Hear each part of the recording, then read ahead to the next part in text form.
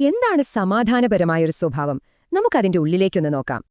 ഈ ഒരു വാക്യമാണ് നമ്മൾ ഇന്ന് സംസാരിക്കാൻ പോകുന്നതിന്റെ എല്ലാം അടിസ്ഥാനം. അതായത്, നമ്മളുണ്ടാവുമ്പോൾ മറ്റുള്ളവർക്കൊരു പേടിയും തോന്നരുത്, ഒരു സമാധാനം തോന്നണം. പക്ഷെ ഇത് നമ്മുടെ ഡെയിലി ലൈഫിൽ എങ്ങനെ കൊണ്ടുവരും? നമുക്കിതിനെ രണ്ടായിട്ട് നോക്കാം. ആദ്യം വാക്കുകൾ. ആദ്യത്തെ കാര്യം നമ്മുടെ നാവാണ്. നമ്മുടെ വാക്കുകൾക്ക് മുറിവേൽപ്പിക്കാനും സുഖപ്പെടുത്താനും കഴിയും. ഏഷണിയും കളിയാക്കലും നുണയുമൊക്കെ ഒഴിവാക്കുക. പകരം നല്ല വാക്കുകൾ മാത്രം പറയുക, അല്ലെങ്കിൽ മിണ്ടാതിരിക്കുക. നമ്മൾ സംസാരിക്കുന്ന രീതിയാണ് വിശ്വാസമുണ്ടാക്കുന്നത്. നമ്മുടെ ബന്ധങ്ങളൊക്കെ സ്ട്രോങ് ആക്കുന്നതും അതുതന്നെ.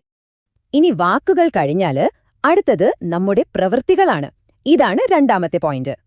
അതായത് ഒരാളെ അടിക്കുക മാത്രമല്ല, ചതിക്കുന്നതും അവയുടേതല്ലാത്തതെടുക്കുന്നതും ഇതില് വരും. അപ്പോ വെറുതെ ഉപദ്രവിക്കാതിരുന്നാൽ പോരാ, പകരം മറ്റുള്ളവരെ സഹായിക്കുകയും സംരക്ഷിക്കുകയും വേണം. അപ്പോ കാര്യം സിമ്പിളാണ്.